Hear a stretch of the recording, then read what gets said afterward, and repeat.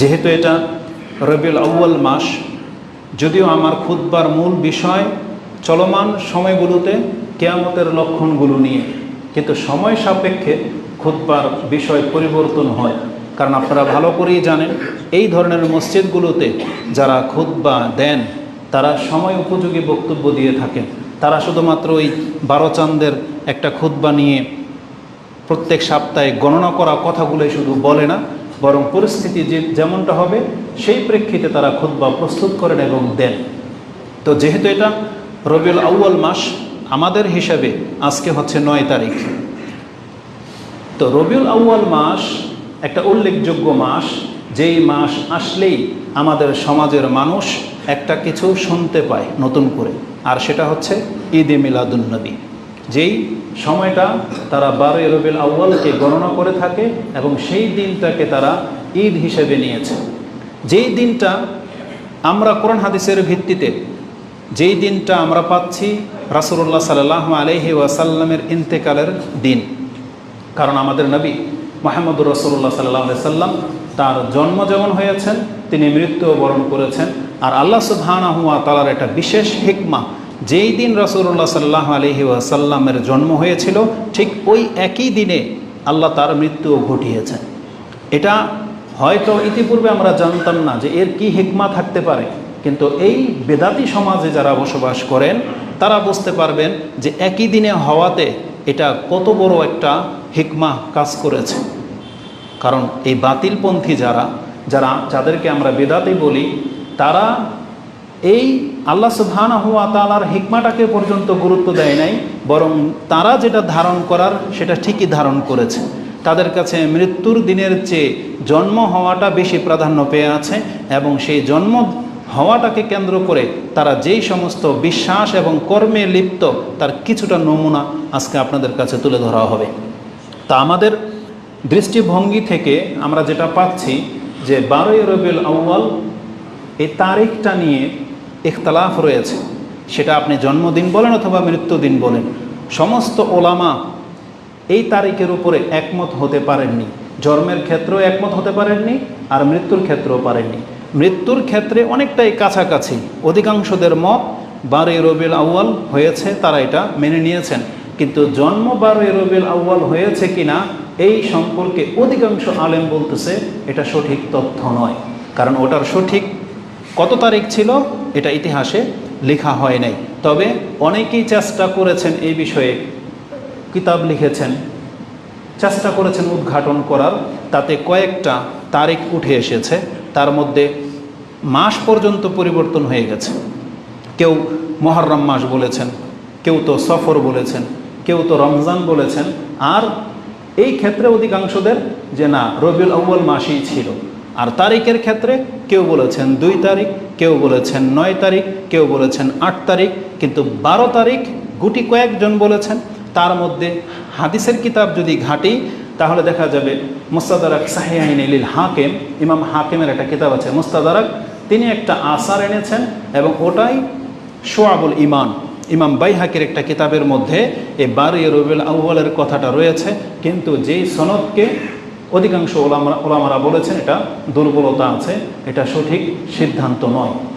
আলা কুল্লি হাল, তাহলে জন্মের দিন হিসেবে 12 রবিউল আউয়াল এটা প্রমাণিত নয়। সারসংক্ষেপ বলে দিই, কারণ যেহেতু আজকের খুব অনেক লম্বা হয়ে যাবে যদি ডিটেলস আমরা টেনে দিই। যেখানে জন্ম হয়েছে তখন রাসূলুল্লাহ নবীও হননি, তাই ওই দিনটাকে অতভাবে সংরক্ষণ করে রাখা হয় নাই। কিন্তু নবী হওয়ার পরে যেদিন তিনি ইন্তেকাল করেছেন এটা অবশ্যই গণনার মধ্যে একটা দিন। কারণ বিশেষ ব্যক্তি যদি মরে যায় তখন তার জন্ম কবে হয়েছে এটা উদ্ঘাটন হয়, সনদ দেখে হয়তো তারা বের করার চেষ্টা করেন, কিন্তু মৃত্যুর দিন কেউ বলে না। তো রাসূলুল্লাহ সাল্লাল্লাহু আলাইহি সাল্লামের ক্ষেত্রে আশ্চর্য একটা ব্যাপার হলো যে সেই মৃত্যুটা কয় তারিখে হয়েছে এটা নিয়ে পর্যন্ত দ্বিমত আছে। যখন মৃত্যুর দিন নিয়ে দ্বিমত আছে তাহলে জন্মের দিন নিয়ে প্রশ্নই ওঠে না, একমত হওয়ার প্রশ্নই ওঠে না। তো মৃত্যুর দিন সংক্রান্ত সময়েও আমরা দেখতে পাচ্ছি এখানেও বেশ কিছু আলেম 12 রবিউল আউয়াল একমত হতে পারেননি।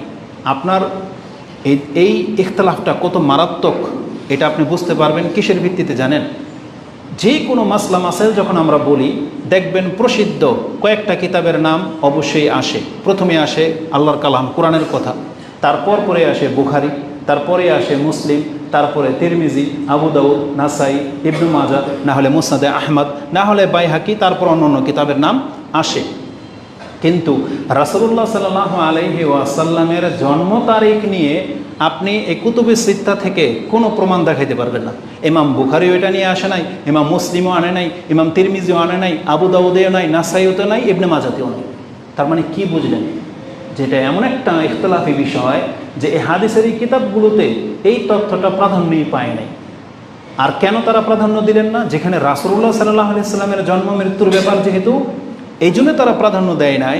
কারণ কোরআন হাদিস আমাদেরকে যেই মানহাজ শিক্ষা দেয়, আমাদের সালাফরা যেই মানহাজের উপরে চলতেন, তারা দেখতে পেয়েছেন জন্মদিন এবং মৃত্যুদিনকে স্মরণ রাখা, সেই ডেট পালন করা, এটা ইসলামে জায়েজই নেই, এটা ইসলামের কোনো বিষয়ই না, ইসলামে এটা নাই। এজন্য তারা ওই ডেট তারিখকে গণনা করে রাখা প্রয়োজন বোধ করেন নাই। তো যার ফলে এটা এই হাদিসের কিতাবেতে প্রাধান্য পায় নাই। তবে কোন জিনিসটা প্রাধান্য পেয়েছে, এই জাতি আবার সেটাকে প্রাধান্য দেন না। সেটা কি? ওটা দিয়ে শুরু করব। তো এবার আসুন, এই রাসূলুল্লাহ সাল্লাল্লাহু আলাইহি ওয়াসাল্লামের জন্ম এবং মৃত্যুকে কেন্দ্রিক আমাদের বিশ্বাস বা আমাদের কর্ম কেমন হওয়া উচিত। প্রথমে আমরা বলবো রাসূল ইসলামের জন্ম নিয়ে। আপনি পুরো কোরআন ঘাটেন, একটা নিদর্শন পাবেন না, একটা ইঙ্গিতও পাবেন না যে আল্লাহ সুবহানাহু ওয়া তাআলা ইঙ্গিতেও কোথাও বলেন নাই যে রাসূলুল্লাহ সাল্লাল্লাহু আলাইহি ওয়াসাল্লামের জন্মের দিনটি কবে ছিল। তার জন্ম সংক্রান্ত কোনো কথা কোরআনে বলা হয় নাই। এটা গেল একটা, তাহলে কোরআনে নাই। এখন হাদিসে আমরা দেখব, হাদিসের মধ্যে ইমাম মুসলিম সহ বেশ কিছু হাদিসের কিতাবে একটা হাদিস প্রাধান্য পেয়ে আছে। সেই হাদিসটি আবি কাতাদা আল আনসারী তিনি জিজ্ঞাসা করেছেন যে আন্না রাসূলুল্লাহ সাল্লাল্লাহু আলাইহি ওয়াসাল্লাম সুইলা আন সাওমে ইয়াউমিল ইসনাইন। রাসূলুল্লাহ সাল্লাল্লাহু আলাইহি ওয়াসাল্লাম তিনি সোমবার দিন, প্রতি সোমবার সিয়াম পালন করতেন। এটা যখন একবারে প্রকাশ পেয়ে গেল যে প্রত্যেক সপ্তাহে সোমবার আসলেই রাসূল সাল্লামকে আমরা সিয়াম পালন করতে দেখি, এটার কারণ কি জানা নাই। তখন জিজ্ঞাসা করা হয়েছে, তখন রাসূলুল্লাহ সাল্লাল্লাহু আলাইহি ওয়াসাল্লাম কোন উদ্দেশ্যে সোমবার দিন সিয়াম পালন করতেন তিনি সেটা ব্যক্ত করলেন। তাতে দুইটা কারণ তিনি উল্লেখ করেছেন, ফিহে উলিদতু ও ফিহে উনজিলা আলাইয়া। রাসূল সাল্লাম বলেছেন সোমবার এমন একটা দিন যেই দিনে আমি জন্মগ্রহণ করেছি এবং যেই দিনে আমাকে নবী করা হয়েছে। রাসূল সাল্লাম, তার মানে এই তথ্যটা তাকে ওহী করে জানানো হয়েছে। কারণ আমি আমার জন্মের দিন বলা, কারণ আমার তো তখন তো আর বোধ শক্তি ছিল না। মায়ের পেট থেকে যখন কেউ বের হয় তার কি বোধ শক্তি হয়? বোধ শক্তি হয় না। তার মানে আমাকে কেউ জানিয়েছে, আমার বাপ মা বা রিলেটেড যারা সংরক্ষণ করে রেখেছেন তারা বলেছেন যে তোর জন্ম অমুক তারিখ, তাই না? তো রাসূলুল্লাহ সাল্লাল্লাহু আলাইহি ওয়াসাল্লামের জন্ম যে সোমবার দিন হয়েছিল এটা কারো রেকর্ডে ছিল না, একমাত্র আল্লাহ সুবহানাহু ওয়া তাআলাই রাসূল সাল্লামকে জানিয়েছেন যে আপনার জন্মটা সোমবার দিন হয়েছে এবং এই সোমবার দিনে আপনাকে রাসূল করা হলো। তখন রাসূলুল্লাহ সাল্লাল্লাহু আলাইহি ওয়াসাল্লাম শুকরিয়া স্বরূপ তিনি সিয়াম পালন করতে থাকলেন। কবে? সোমবার। কোন মাসে? সব মাসে। তার মানে 12 যে মাস, 12 মাসের প্রত্যেক মাসেই সোমবার আছে না শুধু রবিউল আউয়াল মাসে আছে? প্রত্যেক মাসেই আছে। এখন কেউ যদি বলে এই হিজরি সন তো গণনা হয়েছে রাসূলের ইন্তেকালের পরে, তখন তাকে আমরা বলবো হিজরি সন না হয় গণনা শুরু হয়েছে রাসূল সাল্লামের ইন্তেকালের পরে, কিন্তু মুহররম, সফর, রবিউল আউয়াল, রবিউল সানি, এই যে আরবি মাসের নাম, এটা কবে থেকে ছিল? হ্যাঁ, আল্লাহ সুবহানাহু ওয়া তাআলা তখন কোনো মানুষকেই সৃষ্টি করে নাই। যেই দিন থেকে আকাশ এবং জমিন সৃষ্টি, ওই দিন থেকে আল্লাহ সুবহানাহু ওয়া তাআলা এই 12 মাসকেও সৃষ্টি করেছেন। তার মানে রবিউল আউয়াল মাসটা এটা রাসূল সাল্লাম না, বরং আদম আলাইহিস সালামের জন্মের আগেও ছিল, বুঝছেন? তার মানে বোঝা যাচ্ছে যে 12 মাস এর নামগুলো ছিল। আর রাসূলুল্লাহ সাল্লাল্লাহু আলাইহি ওয়াসাল্লাম সব মাসের সোমবার দিন সিয়াম পালন করতেন। এই হাদিসকে কেন্দ্র করে, এই হাদিসটি মুসলিমে রয়েছে সিয়ামের অধ্যায়, রাসূল সাল্লামের জন্মের অধ্যায়ে নাই, সিয়ামের অধ্যায়ে। তার মানে তাদের কাছে প্রাধান্য কি পেয়েছে? সিয়াম রাখা, এটা একটা কর্ম। এই হাদিস থেকে আমরা কয়েকটা জিনিস জানতে পারি, এটা আজকে খুতবার মূল। সেটা কি? রাসূলুল্লাহ সাল্লাল্লাহু আলাইহি ওয়াসাল্লামকে যখন জিজ্ঞাসা করা হলো আপনি সোমবার দিন কেন সিয়াম রাখেন, জবাবে তিনি দুইটা কারণ উল্লেখ করেছেন। একটা কি, যে এই দিন আমি জন্মগ্রহণ করেছি আর এই দিন আমাকে নবী করা হয়েছে। আরেকটা শব্দ হলো যাকা ইয়াউমিন উলিদতু ফিহি ওয়া ইয়াউমুন বুইস্তু, এই সময় আমাকে নবী করে পাঠানো হয়েছে। আও উনজিলা আলাইয়া ফি, অথবা তিনি বলেছিলেন যে এই দিন আমার উপরে ওহী নাজিল করা হয়েছে, তার মানে নবী করা হয়েছে রাসূলুল্লাহ সাল্লাল্লাহু আলাইহি ওয়াসাল্লাম। এটা আপনি পাবেন মুসলিমে 14 নম্বর অধ্যায় সিয়ামের অধ্যায় 26, 38, 26, 39, 40, এই চারটা হাদিস খুঁজেন। 2638, 39, 40, 41, এগুলো প্রত্যেকটা হাদিস এই সংক্রান্ত। এই যে 3 দিন সিয়াম রাখা, সোমবার বৃহস্পতিবার দিন সিয়াম রাখা উত্তম, ওই পর্বে ইমাম মুসলিম এটা হাদিস এনেছেন। এই হাদিস থেকে আমি দুইটা নোক্তা আপনাকে দেখাবো। প্রথম নোক্তা প্রমাণ হয় যে তাহলে কেউ চাইলে বিশেষ বিশেষ কোনো একটা ঘটনা দিনকে স্মরণ রাখতে পারে। আমরা বলবো হ্যাঁ পারে। যেমন রাসূলুল্লাহ সাল্লাল্লাহু আলাইহি ওয়াসাল্লাম এখানে কারণটা উল্লেখ করেছেন যে ওই দিন আমি নবী হয়েছি এবং ওই দিন আমি জন্মগ্রহণ করেছি। এখন কেউ যদি আমাদের মধ্যে এমন কোনো ব্যক্তি থেকে থাকেন, আপনার জীবনে ঘটে গেছে এমন বিস্ময়কর কোনো ঘটনা, তাহলে আপনি চাইলে সেই দিনটাকে স্মরণ রাখতে পারেন। যে কোনো একদিন যদি আসে, আপনাকে যদি জিজ্ঞেস করা হয় বা এই দিন আপনি সিয়াম কেন রেখেছেন, আপনি যদি বলেন একটা ঘটনা যে একটা অ্যাক্সিডেন্ট হয়েছিল অনেক মারাত্মক, অনেক মানুষ মারা গিয়েছিল, কিন্তু সেই দিন আমি বেঁচে গিয়েছিলাম, এই জন্য আমি শুকরিয়া স্বরূপ সিয়াম রাখি। তার মানে ওই যে ঘটনাটা, তার মানে ওটাকে অন্তরে গেঁথে রাখা, এটার প্রমাণ পাওয়া যাচ্ছে। যেমন আমাদের বাপ্পার অনেক কিছুই ঘটনা মনে রাখে। যেমন আপনার জীবনে ছোটবেলায় এমন একটা বড় রোগ হয়েছিল, আপনি একবারে মরার পথে, তখন আপনার মা বাবা নানা দাদি তারা যে কি করেছে, তখন আপনাকে মাঝে মাঝে শোনাইতো যে তুই তো মরার পথে গেছিলি, আমরা না এটা এটা এটা এটা করলাম, তাই না? তো বিশেষ কোনো দিনকে স্মরণ রাখা এটা করা যেতে পারে, এটা আমরা এই হাদিস থেকে পেলাম। দ্বিতীয়ত হচ্ছে, এখন সেই ঘটনাকে কেন্দ্র করে আপনি কোনো কর্ম করবেন, সেটা করা যাবে কিনা। এই হাদিস থেকে এটাও প্রমাণ পাওয়া যাচ্ছে যে হ্যাঁ, শুকরিয়া স্বরূপ কেউ যদি কোনো আমল করতে চায়, তাহলে তারও ইসলামে প্রমাণ আছে। সেই আমলটা কি? সিয়াম রাখা। রাসূল কি করেছেন? সিয়াম রেখেছেন। আরেকটা ব্যাপার হলো, এটা রাসূলের ব্যক্তিগত আমল ছিল। তার জন্মের দিন যেহেতু, তিনি একা কিন্তু সিয়াম রাখতেন। এখানে কিন্তু কোনো সাহাবীর জানাই নাই কেন সিয়াম রাখতেন। তার মানে বোঝা যাচ্ছে রাসূল নিজে কোনোদিন কোনো সাহাবীকে বলে নাই যে এই দিন আমি জন্মগ্রহণ করেছি তাই আমি সিয়াম রাখি, তোমরা খুশি হয়ে এই দিন তোমরাও সিয়াম রাখো। এটা কিন্তু রাসূল বলেনি।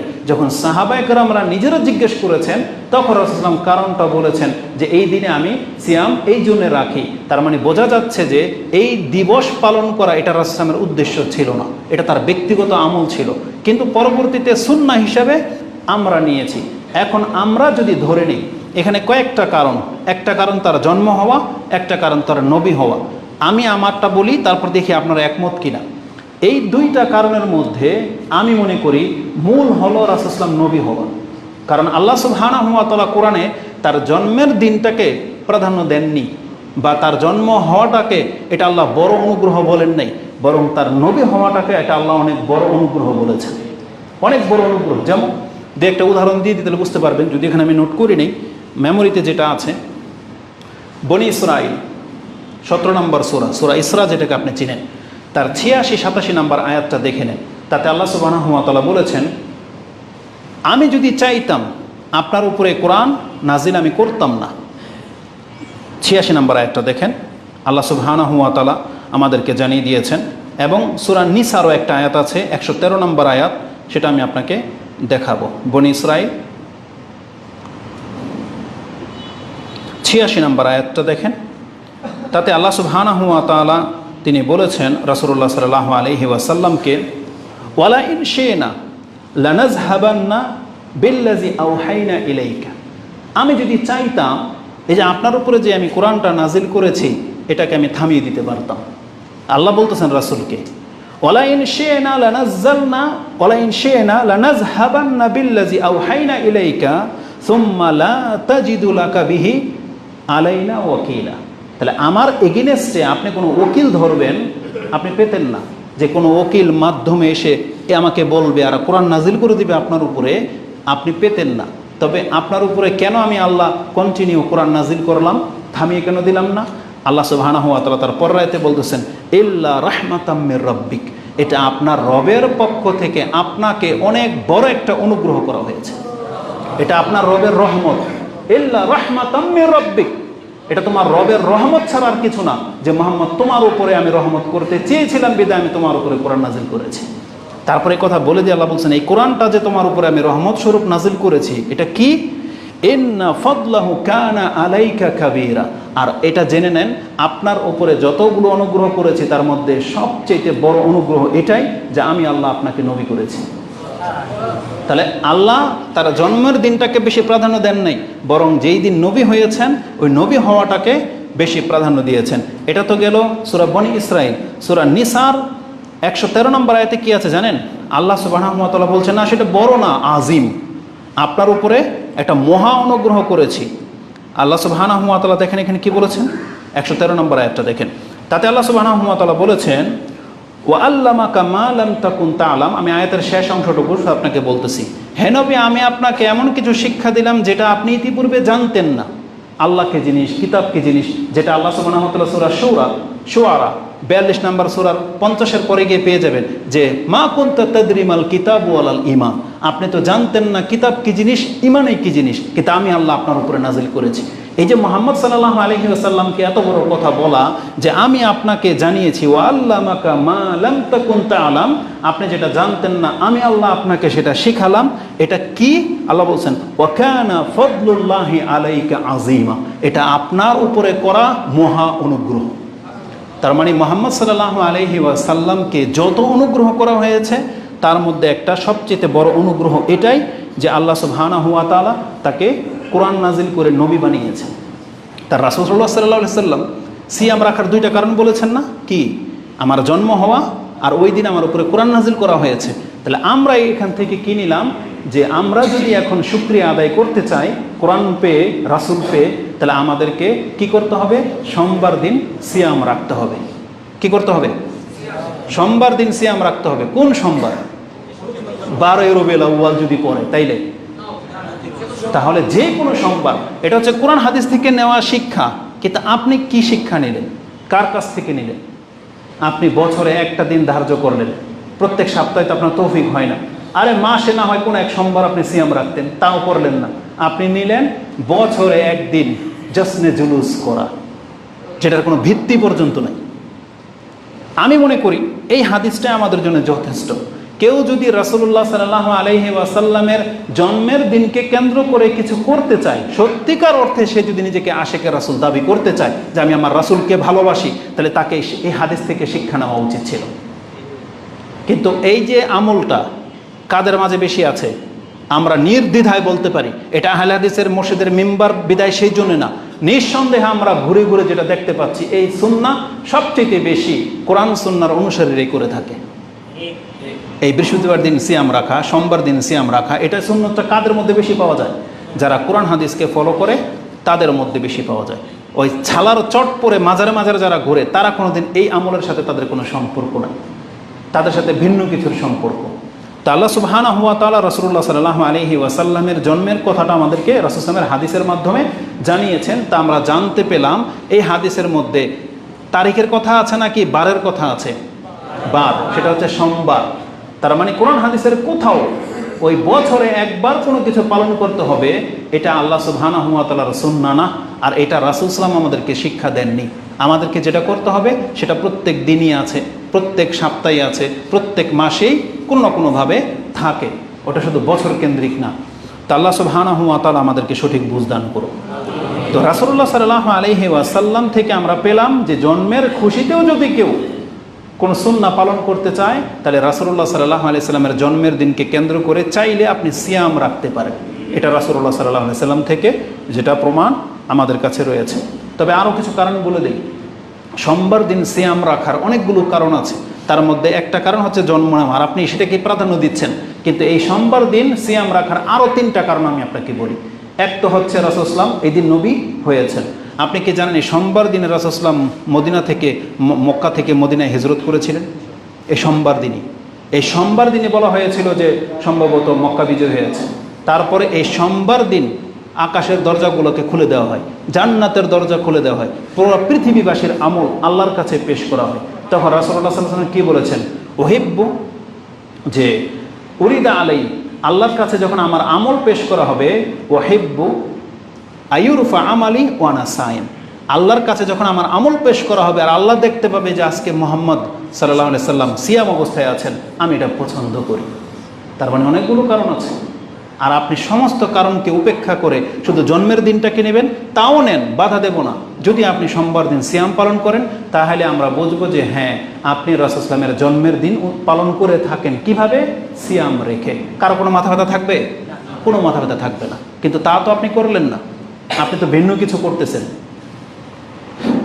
তো আমি মনে করি এই যতটুকু কথা বলেছি, এখন মিলাদ পালন করবেন কি করবেন না, কিভাবে করবেন, করা জায়েজ কি না জায়েজ, আমি মনে করি এই যতটুকু কথা বলেছি একটা হাদিসের ভিত্তিতেই যথেষ্ট। কিন্তু আমাদের সমাজের মানুষগুলো এমন, তারা যে কার থেকে ধর্ম শিখে বলা মুশকিল। এখন মজা লাগলে এখন বলবে হ্যাঁ এই হুজুর ঠিক, বাজারে থেকে একটা যদি রিক্সাওয়ালা বা একটা তরকারিওয়ালা যদি কোনো মন্তব্য করে, এটা যদি ভালো লেগে যায় তবে এটা ঠিক। এটা এই চরিত্রের মুসলিম হচ্ছি আমরা। এমনটা হলে তো চলবে না। আপনার পথ হবে দলিলের ভিত্তিতে। কোরআন হাদিসের কথা যার মুখ থেকে বেরোবে, সেটা যে কোনো মেম্বর থেকে বেরোবে, আমি মানতে বাধ্য। যার তার কথা নেওয়া তো যাবে না। কিন্তু আমাদের চরিত্রটাই হলো, পাল্লা যেদিকে ভারী এমনিতে মানুষ ওদিকে ঝোঁকে, এইরকম টাইপের হয়ে গেছে আমরা। এমনটা হওয়া উচিত নয়। তারপরেও এই কথার সাথে আরও কিছু কথা আপনাকে স্মরণ করিয়ে দিই। 12 রবিউল আউয়াল যেমনটা বলেছি, এটা রাসূলুল্লাহ সাল্লাল্লাহু আলাইহি ওয়াসাল্লামের জন্মের দিন হিসাবে, মৃত্যুর দিন হিসাবে চূড়ান্ত ফলাফল নয়, চূড়ান্ত সিদ্ধান্ত নয়। এটা নিয়ে ইখতিলাফ আছে। আমি যদি ধরেও নেই যে আপনি মৃত্যুর ক্ষেত্রে 12 রবিউল কাছাকাছি পৌঁছে যায়, মৃত্যুর দিনটা 12 রবিউল আউয়াল পৌঁছে যায়, তাহলে একজন ব্যক্তি যখন এটা জানবে যে 12 রবিউল আউয়াল রাসূলুল্লাহ সাল্লাল্লাহু আলাইহি ওয়াসাল্লামের ইন্তেকাল হয়েছেন, সবচেয়ে প্রিয় জিনিসটা আমরা হারালাম যেই দিন, সেই দিন আপনার কাছে ঈদ হতে পারে না কোনোদিন। সেটা কোনোদিন ঈদ হইতে পারে না। আজকে আপনি আপনার ব্যক্তি জীবন থেকে শিক্ষা নেন।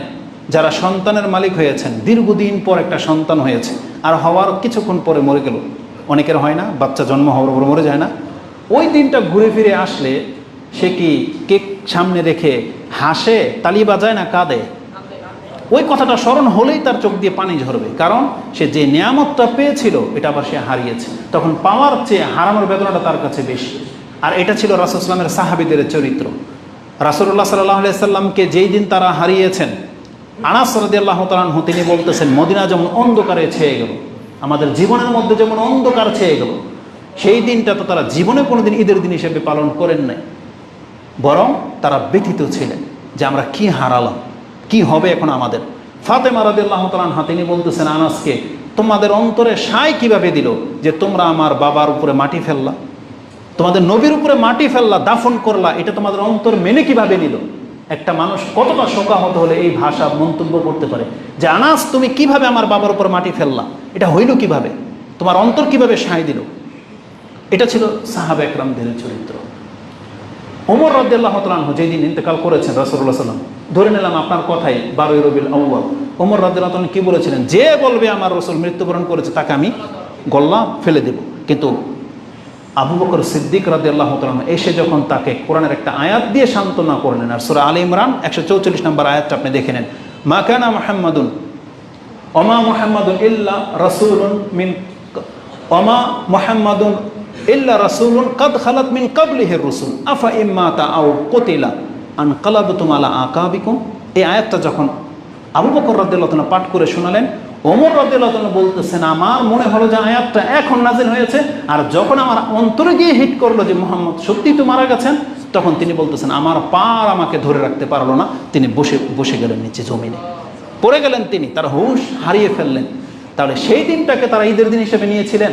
যেই যুক্তি আপনারা দাঁড় করান যে খুশিটাকে প্রাধান্য দিতে হবে, এই জন্য শোকের দিন যদি খুশি চলে আসে তাহলে খুশিটাকে প্রাধান্য দিতে হবে, এটা আপনার যুক্তি মাত্র।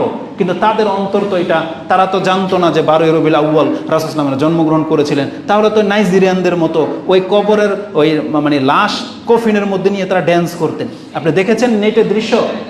নাইজেরিয়ানদের আমি এরকম দৃশ্য দেখেছি, ওদের বাপ মা কেউ মরে গেলে কফিনের ভিতরে নিয়ে ওরা ড্যান্স করে, বুঝেন? তাহলে এটা তো ইহুদি খ্রিস্টানদের চরিত্র। কোনো মুসলিম তার বাবার লাশ কাঁধে নিয়ে নাচবে, এটা তো হইতে পারে না। তো শোক কোনোদিন সুখ হয় না, এটা জেনে নেন। এটা আপনার ভ্রম মাত্র। কিন্তু আপনার ঈদে মিলাদুন্নবী জশ্নে জুলুস করে আপনি মজা পান, সেজন্য আপনি ভুলে গেছেন যে এটা আমাদের রাসূলের মৃত্যুর দিন ছিল। ভুলে গেছেন আপনি জাতিকে এটা মানে খেলতামশায় লিপ্ত করে দিচ্ছেন। তো এবার আসুন আমি আপনাকে কিছু দলিল ভিত্তিক কথা শোনাই। তাদের বাড়াবার এটার সীমা থাকা দরকার। তারা কি করে বা কি করেছে তারা। তাদের একটা মন্তব্য হলো সব থেকে বড় ঈদ ঈদে মিলাদুন্নবী। এটা বলে না সব থেকে বড় ঈদ ঈদে মিলাদুন্নবী। কিসের ভিত্তিতে বলে? এই কথাটা যখন কারো মুখ থেকে বের হয়, আপনি কার বিরুদ্ধে কথা বললেন জানেন? কোনো হুজুরের বিরুদ্ধে, আহলে হাদিসদের বিরুদ্ধে, সালাফিদের বিরুদ্ধে, রাসূলের বিরুদ্ধে, স্বয়ং আল্লাহর বিরুদ্ধে কথা বলেন আপনি, স্বয়ং আল্লাহর বিরুদ্ধে। কারণ যেই ঈদ আমরা পালন করি, ঈদুল ফিতর এবং ঈদুল আযহা, এই দিনের ঘটনা জানেন? রাসূল আমাদেরকে সংবাদ দিয়েছেন এই দুইটা দিন যে ঈদ হবে, এই ফয়সালাটা স্বয়ং আল্লাহ তাকে জানিয়েছেন। হাদিস স্পষ্ট আমাদের সামনে। আবু দাউদের একটা হাদিস নিয়ে নেন। আবু দাউদের হাদিসটি আপনি 959 নম্বরে পেয়ে যাবেন এবং মুসনাদে আহমদে হাদিসটি 13,131-এ রয়েছে। আনাস রাদিয়াল্লাহু তাআলা তিনি বলতেছেন যে কাদিমা রাসূলুল্লাহ সাল্লাল্লাহু আলাইহি ওয়াসাল্লাম আল মদিনা, রাসূলুল্লাহ সাল্লাল্লাহু আলাইহি ওয়াসাল্লাম যখন মদিনাতে আসলেন তখন মদিনাবাসী কি অবস্থায় ছিল এটা তিনি পেলেন। তিনি কি পেলেন? ওয়ালাহুম ইয়াওমানে ইয়ালআবুনা ফিহিমা। রাসূল সাল্লাল্লাহু এসে দেখলেন যে মদিনাতে দুইটা দিন তারা খেলতামশা করে। জিজ্ঞেস করলেন ফাকালা মা হাযানে আল ইয়াওমানে, এটা কি দুই দিন তোমাদেরকে দেখি তোমরা উৎসব করো, আনন্দ করো, খেলাধুলা করো, এই দুইটা দিন কি? তখন মদিনাবাসী যারা ছিল তারা বলল কালু কুন্না নালআবু ফিহিমা ফিল জাহিলিয়া, আমরা জাহিলিয়াতের যুগ থেকেই এই দুইটা দিনে খেলতামশা করে আনন্দ উৎসব করে থাকি, এটা আমাদের ঈদের দিনের মতো। তখন রাসূলুল্লাহ সাল্লাল্লাহু আলাইহি ওয়াসাল্লাম জবাবটা কি দিচ্ছেন শুনেন। ফাকালা রাসূলুল্লাহ সাল্লাল্লাহু আলাইহি ওয়াসাল্লাম, নিজে বলেন না, বলছে ইন্নাল্লাহা কাদ আবদালাকুমা, নিশ্চয়ই আল্লাহ তোমাদেরকে এই দুইটা দিনের বিপরীতে এমন দুইটা দিন দিলেন বিহিমা খায়রাম মিনহুমা, এই দুইটা দিন থেকে ওই দুইটা দিন বেশি শ্রেষ্ঠ। সেটা কি? ইয়াউমুল আযহা ওয়া ইয়াউমুল ফিতর। রাসূল বলেছেন আল্লাহ তোমাদের এই খেলতামশার দিন ক্যান্সেল করে দিয়ে এখন নতুন দুইটা দিন তোমাদেরকে উৎসব পালন করার জন্য দিলেন। উত্তম হবে সেই দিন তোমাদের জন্য। সেটা কি? ঈদুল ফিতর, মানে রমজানের সিয়ামের পরে যে আমরা যে ঈদ পালন করি, এবং কুরবানির দিন ইয়াউমুন নাহার ও ইয়াউমুল ফিতর, দুইটা শব্দই আছে। এই হাদিস আবু দাউদে রয়েছে 959, আপনি দেখে নিন। তাহলে এখানে বলছে ইন্নাল্লাহা কাদ আবদালাকুমা, আল্লাহ তোমাদেরকে এই দুইটা দিনের বিপরীতে ওই দুইটা দিন দিয়েছেন। তাহলে ঈদ হলো আল্লাহ প্রদত্ত যে ঈদ আমরা পালন করি। তাহলে আল্লাহর ফয়সালাকৃত ঈদের চাইতে আপনার বানানো ঈদ কি করে বড় হয়ে যেতে পারে? কি করে? এটা তো একটা ঠুমকা যুক্তি মাত্র আপনার। যেমন আল্লাহ বলতেছেন কোরআনে নাজিল করা হয়েছে লাইলাতুল কদর শ্রেষ্ঠ, আর এরা বলে এমন এমন যুক্তি পেশ করে যে সেই দিন থেকে তারা লাইলাতুল বারাত মানে শবরাতকে শ্রেষ্ঠ বানিয়ে ফেলছে। তাদের অনেক যুক্তি, ওই যুক্তিগুলো আমি আপনাকে দুই একটা উঠাবো, যেহেতু আজকে খুতবার দিন তো অত সময় পাবো না। তো কিন্তু আপনাদেরকে বোঝায় যে এরা এই লোকগুলোর তামসা দেখেন। তারা যে দুইটা দিন ঈদ করতো তারা কিভাবে পালন করতো? ইয়াল আবুনা, তারা খেলতামশা করতো। আর আমরা যেভাবে ঈদ পালন করি, আমাদের ঈদের মধ্যে কি খেলতামশা আছে? কি আছে? 2 রাকাত সালাত, এটাই আমাদের ঈদ।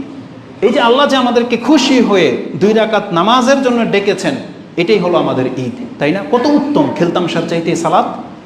তো এরা ওই খেলতামশাই চাচ্ছে, তারা রাসূল সাল্লাল্লাহু আলাইহি ওয়াসাল্লাম থেকে সিয়াম নেয় না, খেলতামশাই চাচ্ছে। এটার একটা যুক্তি একটু পরেই আসবে। এবার আসুন ঈদে মিলাদুন্নবী পালনে তাদের একটা যুক্তি কথা বলি, হাস্যকর লাগে। কারণ আমাদের আবার কিছু শ্রোতারা আছেন, তারা কি করে, ওদের বিচক্ষণ কিছু বক্তাদের বক্তব্যের ধরন শুনে কি হয়, ওর অন্তর টালমাটাল হয়ে যায়, মনে করে আরে কত চমৎকার যুক্তি। কিন্তু ওদের যুক্তির নমুনাটা আপনি দেখেন। একজন শেখকে দেখলাম, আমরা তো শেখ বলি, ওরা কি বলে মাওলানা, মুফতি, পীর। ওদের বুজুর্গ, এক বুজুর্গ একবারে নাম করা পীর, চিনেন, নাম শুনলে চিনবেন, আমাদের এলাকারই। তো যাই হোক, যুক্তি পেশ করতেছে এবং টেলিভিশনে যে সমস্ত ঈদ পালন করা মৌলবীগুলো আছে, মোল্লা মানে আলেমগুলো আছে, তাদের একজনের একটা যুক্তি শোনেন, হাস্যকর যুক্তি। সে বলতেছে ঈসা আলাইহিস সালাম তিনি আল্লাহর কাছে চেয়েছিলেন যে আল্লাহ তুমি আমাদেরকে খাদ্য দাও, ওই দিনটা আমরা ঈদ হিসেবে গণনা করব। কোরআনে সূরা মাইদাতে আছে, আয়াতটা আমি একটু পড়ব। তো তো ঈসা আলাইহিস সালাম যেই দিন আল্লাহর কাছ থেকে খাদ্য পেয়েছিলেন, সেই দিন তিনি বলেছিলেন যেটা আমাদের জন্য ঈদের দিন হবে। আসুন আগে আয়াতটা বলি, তারপর আপনাকে যুক্তিটা আমি আপনার কাছ থেকে শুনবো।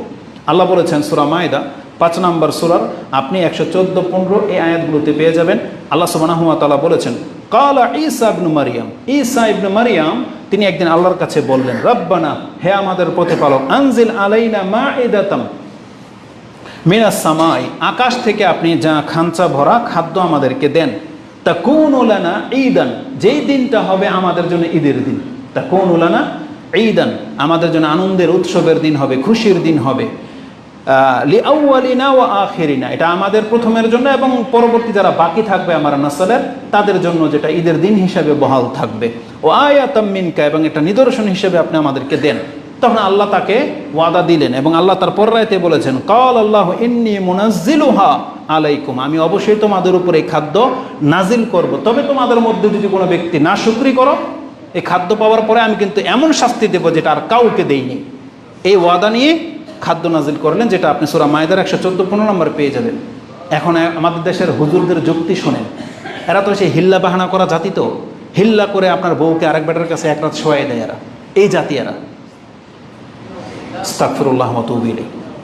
বলতেছে, আচ্ছা বলেন তো দেখি, যুক্তিটা এইভাবে পেশ করতেছে, আচ্ছা যেই দিন আকাশ থেকে খাদ্য নাজিল হইল বা আপনি খাদ্য পেলেন, এটা যদি ঈদের দিন হয়, তাহলে যেই দিন আমার নবীর জন্ম হয়েছে এটা কত বড় ঈদের দিন হইতে পারে? যুক্তি বুঝেন কিসের সাথে কি? আরে ঈসা আলাইহিস সালাম তিনি বলেছিলেন যে খাদ্য নাজিল করে এটা আমরা ঈদ হিসেবে গণনা করব, এটা তো তার ধর্মে ছিল এবং তিনি সেই দিনটাকে ঈদ হিসেবে নিয়েছিলেন, তার জাতির ঈদ পালন করত। এটার সাথে আপনি এই যুক্তি কেন লাগালেন যে তাহলে যেই দিন খাদ্য নাজিল হয়েছে সেটা যদি ঈদের দিন, আনন্দের দিন হইতে পারে, তাহলে আমরা আমাদের নবীকে যখন পাইলাম যেই দিন, সেটা কত বড় না ঈদের দিন হইতে পারে? বোঝেন কথা, এটা তার যুক্তি। তা আমরা বলতে পারি তোমার এই যুক্তি খ্রিস্টানের যুক্তি। কিভাবে জানেন? ঈসা আলাইহিস সালাম যেদিন খাদ্য পেয়েছিলেন তিনি কিন্তু সেই দিনটাকে কিন্তু কি করেছিলেন? ঈদের দিন গণ্য করেছিলেন। ঈসা আলাইহিস সালাম কি তার জন্মের দিনকে ঈদ ঘোষণা করেছিলেন? বরং বর্তমান খ্রিস্টানরা ঈদের দিন কোনটা পালন করে? ওদের বড় দিন কোনটা? ওই খাদ্য পাওয়ার দিন নাকি ঈসা আলাইহিস সালামের জন্মের দিন? তাহলে বোঝা যাচ্ছে যে ধর্ম বলে একটা, এই বাতিল যারা মুশরিকানা চিন্তা নিয়ে যারা বসবাস করে, কোরআন হাদিস থেকে যারা দূরে, তারা এই যে মন গড়ে এরকম ব্যাখ্যা করে। বাতিল খ্রিস্টান যারা, তারা কিন্তু আদৌ ঈসা আলাইহিস সালামের জন্ম ওরা মনে করে 25শে ডিসেম্বর নাকি 26শে ডিসেম্বর, 25শে ডিসেম্বর এই দিনটাকে ওরা ক্রিসমাস ডে হিসেবে পালন করে, মানে বড় দিন ওদের কাছে, ঈদের দিন। কিসের ভিত্তিতে? ওইটা কি খাদ্য নাজিল হওয়ার দিন ছিল? না। কিন্তু কোরআন কি বলতেছে? যে ঈদের দিন পালন করলে খাদ্য নাজিল করার দিনটাকে করা উচিত ছিল, কিন্তু এই বদ জাতি তারা ওই দিনটাকে ভুলে গিয়ে তার জন্মের দিনটাকে নিয়ে নিয়েছে। ঠিক আমাদের সাথেও একই আচরণ করেছে এই মুশরিকগুলো। যেই দিন আল্লাহ নবী করেছেন তাকে আল্লাহ বলেছেন সেটা তোমার জন্য বেশি মানে উত্তম দিন, মানে আজিম। আর এরা কি করেছে? নবী হওয়ার দিনটাকে ক্যান্সেল করে দিয়ে তার জন্মের দিনকে নিয়ে পারাবারি শুরু করে দিয়েছে। তাহলে এটা কোরআন সুন্নাহওয়ালা হইল নাকি খ্রিস্টানদের থিওরি অনুযায়ী হইল? তাহলে এটা কেমন যুক্তি জাতির সাথে? দ্বিতীয় যুক্তি তাদের শোনে, তাদের যুক্তির খণ্ডন তো এইভাবে এতটাই করা যথেষ্ট। আমি একটা জিনিস খুব সূক্ষ্মভাবে ফাইন্ড আউট করেছি, যারা নবীদের অনুসারী হয় তারা নবীর আমলের উপরে ক্ষান্ত থাকে, কিন্তু বদ যারা, তারা নবীর অনুসারীর নামকরণ করে নিজেদের মতের উপরে চলে। এটা হচ্ছে ইহুদি খ্রিস্টানদের একটা চরিত্র। যেমন ঈসা আলাইহিস সালামের জাতির চরিত্র দিয়ে আপনাকে বুঝাইলাম, তারা কিন্তু খাদ্যের দিনটাকে ঈদ হিসেবে গণনা করে না, তার জন্মের দিনটাকে নিয়েছে। মূসা আলাইহিস সালামের জাতির মধ্যে এরকম বদ লোকের জন্ম হয়েছিল। মূসা আলাইহিস সালাম তার একটা আদর্শ ছিল 10ই মুহররমের দিন তিনি সিয়াম পালন করতেন, জানেন না? ওই ঘটনাটা আপনাকে বলি, তারপরে বুঝতে পারবেন যে যারা মিলাদ পালন করে, জশ্নে জুলুস করে, তারা কোন চরিত্রের লোক। ইবনে আব্বাস তিনি বলতেছেন, আন্না রাসূলুল্লাহ সাল্লাল্লাহু আলাইহি ওয়াসাল্লাম কাদিমাল মাদিনা ফাওয়াজাদাল ইয়াহুদা সিয়ামান ইয়াউমিন, সেই দিন তারা সিয়াম পালন করত। তাদেরকে জিজ্ঞাসা করা হলো যে কেন তারা সিয়াম পালন করে? জবাবে তারা বলেছিল, হাযা ইয়াউমুন আযীম নাজ্জাল্লাহু মূসা ওয়া কওমা ওয়া গাররাকা ফিরআউনা ওয়া কওমা ফাসামা মূসা শুকরান লিল্লাহ ওয়া নাহনু নাসুম। এটা ছিল তাদের জবাব। যারা প্রকৃত অর্থে মূসা আলাইহিস সালামের অনুসারী হিসেবে ছিল, তারা তথ্যটাকে রাসূল সাল্লামকে এভাবে দিয়েছে যে হাদিসটা আপনি মুসলিমের সিয়ামের অধ্যায় 1865-তে পেয়ে যাবেন এবং 4312-তে পেয়ে যাবেন বুখারীতে। তারা জবাবটা দিয়েছিল, এটা এমন একটা আজিম মহান দিন, এই দিন আল্লাহ মূসা আলাইহিস সালামকে ফেরাউনের কবল থেকে বিজয়ী করেছিল। মূসা এবং মূসার জাতিটাকে কি করেছিল? বিজয়ী করেছিল। আর ফেরাউনকে এবং তার পুরো সৈন্যবাহিনী সহ ডুবিয়ে আল্লাহ হালাক করে দিয়েছিল। ফাসামা মূসা শুকরান লিল্লাহ, আর মূসা আলাইহিস সালাম সেই শুকরিয়া স্বরূপ তিনি কি করেছিলেন? সিয়াম পালন করেছিলেন। আর আমরাও তারপর থেকে সিয়াম পালন করি। জবাবে রাসূল কি বলেছে জানেন? রাসূলুল্লাহ সাল্লাল্লাহু আলাইহি সাল্লাম বলেছেন, লি আসহাবিহি আনতুম আহাক্কু বিমূসা মিনহুম, এই জাতির চেয়ে তোমরা মূসার বেশি হকদার। মানে আমাদেরকে রাসূল বলেছেন যে আমরা মূসার বেশি আপন এই ইহুদি নাসারাদের চেয়ে। অতএব মূসা আলাইহিস সালাম যেহেতু শুকরিয়া স্বরূপ সিয়াম পালন করেছেন, রাসূল নিজেও সিয়াম পালন করেছেন, ও আমারা বি সিয়ামিহি, আর আমাদেরকে আদেশ করেছে যে তোমরাও সিয়াম পালন করো। তাহলে কোনো ঘটনাকে কেন্দ্র করে যদি উৎসব পালন করতে হয় বা আপনি সন্তুষ্টি যদি প্রকাশ করতে হয়, মাধ্যম কি? সিয়াম রাখা। কিন্তু এই জাতি কি করেছে জানেন? পরবর্তীতে আরেকটা হাদিস নিয়ে নেন, যে হাদিসটা আপনি মুসলিমে 2551 নম্বরে পেয়ে যাবেন। এখানে আছে আব্দুল ইবনে আব্বাস বলতেছেন, ও আহালুল খাইবার, খাইবারের যে ইহুদি নাসারারা বাস করত, তারা কি করত? ইয়ৌমুল আশুরা, ইয়ৌমে আশুরাটাকে তারা কিভাবে গ্রহণ করেছিল? ইয়াত্তাখিজুনাহু ঈদান, তারা সেই দিনটাতে ঈদ হিসেবে গ্রহণ করেছিল। ওয়া ইয়ালবিসুনা নিসাআহুম ফিহি হুল্লিয়াহুম ওয়া শারাতাহুম, সেই দিন তারা কি করত? খাইবরের ইহুদি যারা ছিল তারা মূসা আলাইহিস সালামের ওই সুন্নতের উপরে ছিল না। তারা সেই দিন সিয়াম পালন না করে সেই দিনে তারা ঈদ পালন করত, বুঝলেন? এবং তাদের মহিলাদেরকে অলংকার পরাতো এবং সাজসজ্জা করাতো। এটা হচ্ছে খাইবরের ইহুদিদের চরিত্র, যেটা আপনি 2551-তে পেয়ে যাবেন। এই ঘটনাটা উল্লেখ করে আমি আপনাকে কি বোঝাতে চেয়েছি? নবীদের অনুসারী যারা হয় তারা নবীদের মতো আমল করে। যেমন মূসা আলাইহিস সালাম শুকরিয়া স্বরূপ সিয়ামকে পছন্দ করেছেন, আমাদের নবীও কিন্তু শুকরিয়া স্বরূপ কি পছন্দ করেছেন? সিয়াম। রাসূল সাল্লাম নিজের উপরে অনুগ্রহ যখন করা হয়েছে, তার জন্ম বলেন, তার নবী হওয়া বলেন, শুকরিয়া স্বরূপ রাসূল সাল্লাম কি বেছে নিয়েছেন? সিয়াম রাখা। আর আমাদেরকেও সেটা আদেশ করা হয়েছে। কিন্তু এই বদ জাতি তারা এই সুন্নাহকে ছুঁড়ে ফেলে দিয়ে তারা কোনোদিন বলতে পারবে না যে রাসূল সাল্লামের জন্মকে কেন্দ্র করে আমরা সোমবার দিন সিয়াম রাখি। এরা জশ্নে জুলুস নিয়ে ওই ঘোড়া বানিয়ে তারা রাস্তার মধ্যে নেমে পড়ে। আর এদেরকে দেখে আপনারা ধোঁকা খেয়ে যান। এদেরকে কঠিন হস্তে দমন করতে হবে, কঠিন হস্তে। এবং এই ক্ষেত্রে প্রশাসনের দৃষ্টি আমরা আকর্ষণ করব, কারণ এটা তাদের কাজ। জনগণ হাতে নিয়ে নিলে এটা বিশৃঙ্খলা দেখাবে। যেমনটা এই যে বর্তমানে শুরু হয়েছে বিভিন্ন জায়গায় মাজার ভাঙা, আমরা মাজার ভাঙার পক্ষে, কিন্তু কবে? যখন আমাদের হাতে সেই ক্ষমতা থাকবে তখন। এটা রাষ্ট্রীয় কাজ, এটা রাষ্ট্রের নেতার কাজ, যার তার এটা কাজ নয়। কারণ রাসূলুল্লাহ সাল্লাল্লাহু আলাইহি ওয়াসাল্লাম রাষ্ট্রের নায়ক যখন হয়েছেন তখন মূর্তি ভেঙেছেন এবং আলী রাদিয়াল্লাহু তাআলাকে বলেছিলেন যে আমি তোমাকে পাঠালাম, একটা উঁচু কবর তুমি রাখবা না। তাই এটা রাষ্ট্রের নায়কের কাজ, এটা আপনারা আম পাবলিক হাতে তুলে নিয়েছেন, এটা মোটেও কাম্য নয়। এটার বিপক্ষে আমরা কথা বলবো। মাজার ভাঙারই জিনিস। আরেকটা দুঃখজনক বলে দিই কথা, মাজার শব্দটা যখন এসেছে, আমি আসলে আমার কোনো সার্টিফিকেট নাই, অত বড় আমি ভাষাবিদও না, আরবি ভাষা আমি অতটা বুঝি তা না।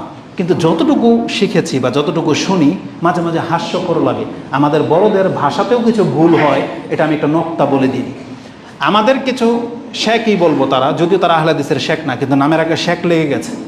প্রশ্ন করা হয়েছিল, তখন দেখবেন ভিডিও ক্লিপ পাবেন, তারা বলতেছে মাজার জিয়ারত করা সুন্নাহ, কিন্তু মাজারে সেজদা করা শিরক।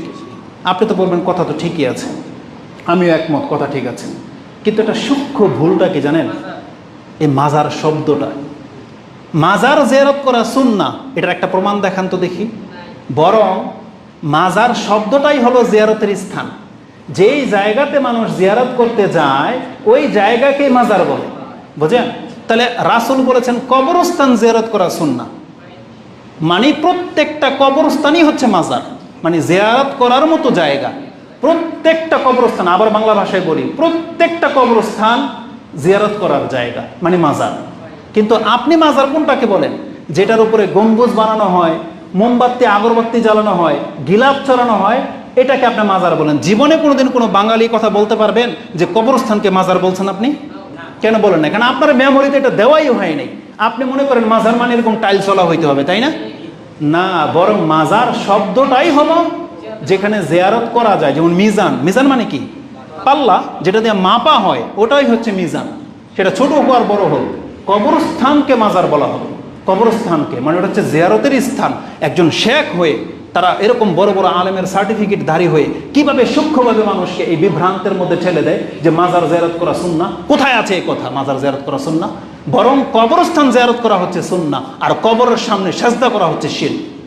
এটা বলবো আমাদের দাবি। এই জন্য সূক্ষ্মভাবে আপনি জেনে নিন না, মাজার ভিন্ন কোনো জিনিস না। যেই কোনো একটা কবর, আপনার বাপ মা দাদা দাদি যেই হোক, এই আপনার এলাকার পাশের কবরস্থান যান, এটা জিয়ারতের জায়গা, আর আপনি এটা জিয়ারত করতে যাবেন, এটা হচ্ছে মাজার। কিন্তু এক্সট্রাভাবে আপনি মাজার বানিয়ে নিয়েছেন, এটা তো আপনি একটা গর্হিত কাজ করেছেন। আজ পর্যন্ত দেখেছেন কোনো ব্যক্তি কবরস্থানের পাশ দিয়ে গেলে 10 টাকা ফেলতে? কেন ফেলে না? অথচ এটা তো জিয়ারতের স্থান ছিল, কিন্তু আর মাজারে গিয়ে কেন ফেলে? কারণ ওখানে কিছু পাওয়ার জন্য যায়। এই জন্য সূক্ষ্মভাবে মানুষকে শিরকের দিকে ঠেলে দেওয়া হয়েছে। এটা মোটেও কাম্য নয়। আপনাদেরকে ধর্ম বুঝতে হবে যে আমরা কি বলি আর তারা কি বলে, সূক্ষ্মতা কোথায় আছে।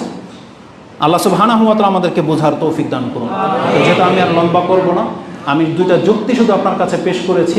যে তারা বলে যে রাসূলের জন্মটা খাদ্য পাওয়ার চেয়ে বেশি, এই জন্য আমরা সেই দিনটাকে ঈদ হিসেবে কেন নেব না? না, এটা আমাদের রাসূলের সুন্নত নয়, এটা আমাদের সাহাবা কেরামদের ঈমান নয়, এই জন্য আপনি এটা নিতে পারবেন না। সেই আয়াতটা যেটা প্রথমে পাঠ করেছিলাম ভুলে যাব, সেজন্য আগেই সেরে দিই। কেন এটা আমাদেরকে ঈদ হিসেবে নেওয়া যাবে না? কারণ আল্লাহ সুবহানাহু ওয়া তাআলা কোরআনে সূরা বাকারাতে একটা আয়াত পেশ করেছেন, যেটা 137 নম্বর আয়াতে আপনি পেয়ে যাবেন, যে আমাদেরকে আল্লাহ সুবহানাহু ওয়া তাআলা ইঙ্গিত করে দিয়ে বলেছেন, কিয়ামত পর্যন্ত যত মুসলিমরা আসবে, রাসূলুল্লাহ সাল্লাল্লাহু আলাইহি সাল্লাম এবং তার পুরো সাহাবীদের টিমকে আল্লাহ একদিকে রেখে বলে দিয়েছেন, এই পৃথিবীর মানুষ তোমরা শুনে রাখো, এই যে মুহাম্মদ এবং তার সাহাবা একরামরা যেইভাবে আমার প্রতি ঈমান এনেছে, যেইভাবে, তোমাদের ঈমান যদি তাদের মতো না হয়, তাহলে কোনোদিন তোমরা হেদায়েত পাবে না। এটা আল্লাহ বলে দিয়েছেন। তার মানে আপনি হেদায়েতের উপরে আছেন কিনা নাই, এটা মাপার যন্ত্র কি? এক পাল্লায় রাখতে হবে সাহাবাদেরকে। রাসূল এবং সাহাবাকে এক পাল্লায় রাখতে, এটা বাটখারা। এখন আপনি আপনার ঈমানকে মাপেন, দেখেন এটার সাথে মিলে কিনা। মিলে গেলে আপনি নিজেকে হেদায়েত প্রাপ্ত দাবি করতে পারবেন। কিন্তু তাদের কর্ম, তাদের আখলাক, তাদের আকীদার বিপরীত যদি আপনি চলে যান, তাহলে আপনাকে বুঝতে হবে যে আপনি হেদায়েতের পথে নাই। আল্লাহ কোরআনে কথাটা এইভাবে বলেছেন, ফাইন আমানু বিমিসলি মা আমানতুম বিহি, ফাইন আমানু, যদি তারাও ঈমান আনে তোমাদের মতো, ফাকাদ ইহতাদাউ, তাহলে হেদায়েত পাবে। তার মানে আমাদের ঈমান হইতে হবে সাহাবা একরামদের মতো।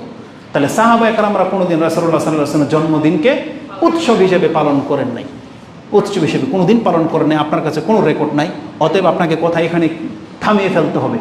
যতই যুক্তি তারা পেশ করুক না কেন, কোনো যুক্তি আর টিকবে না।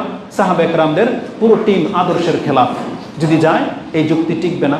আমরা জানি যে আপনারা ঈদ মিলাদুন পালন করেন না, কিন্তু আপনাদের থ্রুতে আমরা ওই সমস্ত ভাইদেরকে মেসেজ দিতে চাচ্ছি, দেখেন আপনি ভুল পথে আছেন, এটা ঠিক হচ্ছে না আপনার, এটা রাসূল সাল্লাল্লাহু আলাইহি ওয়াসাল্লামের আদর্শ নয়, এটা সুন্নাহ নয়। আমি আপনাকে বেদাতি মুশরিক টুশরিক কিছুই বলতেছি না, আমি শুধু এতটাই বললাম যে এটা রাসূলুল্লাহ সাল্লাল্লাহু আলাইহি ওয়াসাল্লামের আদর্শ ছিল না, এটা সাহাবা একরামরা কোনোদিন করে নাই, অতএব আপনিও বিরত থাকেন। মুহাম্মদুর রাসূলুল্লাহ সাল্লাল্লাহু আলাইহি ওয়াসাল্লামের জন্ম, সেই দিনকে কেন্দ্র করে এটা বলে দিয়েছি। আরও কিছু যুক্তি তাদের আছে, বলতে গেলে 10 মিনিট যদি আমার হাতে সময় আছে, সেটা আমি আপনাকে বলে দিই। তাদের একটা যুক্তি বলি। তারা বলে, ওয়া আম্মা বিনি'মাতি রাব্বিকা ফাহাদ্দিস, এই আয়াতটা বলে, মিলাদের ক্ষেত্রে বলে যে তোমার উপরে যদি কোনো অনুগ্রহ করা হয়ে থাকে, তাহলে সেটা তুমি জাতির কাছে খুলে খুলে বয়ান করো। এই মিলাদিরা বলে কি জানেন, রাসূলের চাইতে আমাদের উপরে আর কোন অনুগ্রহ সবচেয়ে বড় হইতে পারে? তো যেই দিন আমরা এটা পেলাম, যার তার জন্ম যেদিন হয়েছে, সেই দিন আমরা এটাকে, আল্লাহ বলছে ফাহাদ্দিস, তোমরা এটা প্রকাশ করো, তোমরা প্রকাশ করবো না, এই জন্য তারা নেচে গিয়ে সেই দিনকে প্রকাশ করে। কোরআন আয়াতকে তারা কোথায় নিয়ে লাগিয়েছে চিন্তা করা যায়? এটা হচ্ছে অবস্থা। অথচ এই আয়াতে আল্লাহ সুবহানাহু ওয়া তাআলা রাসূলুল্লাহ সাল্লাল্লাহু আলাইহি সাল্লামকে যেটা বলেছেন, যে তোমার উপরে যে অনুগ্রহগুলো করা হয়েছে তুমি জাতির কাছে সেটা পেশ করো। আপনি ওলামাদের তাফসীর দেখবেন, আপনাকে যদি কোনো অনুগ্রহ আল্লাহ করে থাকে, আপনি কৃপণ হয়েন না। আপনার যদি আপ্যায়ন করার সময় বড় মাছ বা ভালো কিছু খাওয়ানোর তৌফিক থাকে, আপনি এটা প্রকাশ করেন, হ্যাঁ আপনার এই ক্ষমতা আছে, আপনি কৃপণতা করেন না। আপনার যদি একটা ভালো জামা পরার অধিকার থেকে থাকে, ক্ষমতা যদি থেকে থাকে, আপনি ছেঁড়া ফাড়া পরে রাস্তা দিয়ে হাইটেন না। আল্লাহ মানুষের কাছে দেখায়েন না যে আপনি অভাবী, এমনটা না, বরং আল্লাহ আপনাকে যতটা তৌফিক দিয়েছেন সেই তৌফিক অনুযায়ী কাজ করতে হবে। আমাদের এই মসজিদে ধরেন কথার কথা এসি লাগবে, আপনার ক্ষমতা আছে একটা এসি দিয়ে দেওয়ার, আপনি কৃপণতা দেখায়েন না, প্রকাশ্যে বলেন হ্যাঁ আমি একটা এসির ব্যবস্থা করে দিলাম, আইপিএস দিয়ে দিলাম, আমি এই ছাদটা করে দিলাম। প্রকাশ করতে হবে, কারণ আল্লাহ আপনাকে সে অনুগ্রহ দিয়েছেন। এটাই ক্ষেত্রে ফিট হতে পারে। অথবা আপনি যে ঈমান পেয়েছেন আল্লাহর পক্ষ থেকে, ঈমান, এটা আপনি প্রকাশ করবেন না, আপনাকে প্রকাশ করতে হবে যে আমি আল্লাহ আমাকে এই অনুগ্রহ করা হয়েছে। বা যে কোনো সময় আপনাকে যখন কিছু জিজ্ঞাসা করা হবে আপনি তখন বলবেন আলহামদুলিল্লাহ, এটা আল্লাহর দেয়া, আমার পুরো জীবন সব কিছু আল্লাহর দেয়া। প্রকাশ করতে হবে আপনাকে। কিন্তু অনেকে যখন বলে এটা সব আমার কামাই, তখন আর এটা আল্লাহর গুণগান হইল না ওই ক্ষেত্রে। কিন্তু এরা এই আয়াত ফিট করে দিয়েছে নিয়ে মিলাদ পালন করার ক্ষেত্রে। চিন্তা করা যায়? তাহলে আল্লাহ সুবহানাহু ওয়া তাআলাদেরকে কি বলবো, হেদায়েত দান করুন, আমিন। এখানে একটা বড় যুক্তি আছে, সেটা আমি আর যাব না, আরেকটা আমি আপনাকে দেখাই। রাসূলুল্লাহ সাল্লাল্লাহু আলাইহি ওয়াসাল্লামকে যে আয়াতটা একটু আগে বলে দিয়েছি, এই আয়াতের ভিত্তিতে যে আল্লাহ তোমাদের উপরে যে অনুগ্রহ করেছেন সেটা প্রকাশ করো, এই জন্য তারা ঈদ পালন করে, তাই না? আমি তো একটু আগে আপনাকে বলেছি রাসূল সাল্লাল্লাহু জন্মের দিনটাকে আল্লাহ বেশি অনুগ্রহ বলেছেন নাকি তার নবুয়তের দিনটা, তার নবী হওয়ার দিনটা? তাহলে যদি খুশি প্রকাশ করতেই হয় আমাদেরকে খুঁজতে হবে রাসূল সাল্লামকে কবে নবী করা হয়েছে, তাই না?